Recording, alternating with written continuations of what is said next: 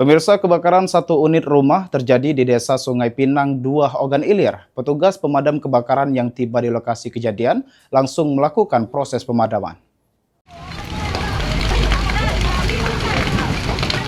Sebuah rumah panggung milik Effendi, warga Dusun 4, Desa Sungai Pinang 2, Kecamatan Tanjung Raja, Kabupaten Ogan Ilir hangus terbakar. Peristiwa ini terjadi pada Senin sore. Menurut Kapolsek Tanjung Raja AKP Sondi Fraguna, saat kejadian korban berada di dalam rumah dan terbangun setelah melihat api sudah membesar di bagian atap.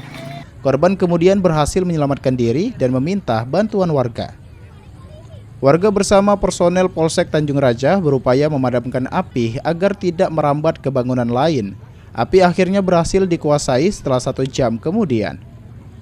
Tidak ada korban jiwa dalam peristiwa ini, namun kerugian materi diperkirakan mencapai 250 juta rupiah. Hingga kini penyebab kebakaran masih dalam penyelidikan. Polisi juga telah memasang garis polisi di lokasi kejadian untuk proses penyelidikan lebih lanjut. Ahmad Romawi, PAL TV.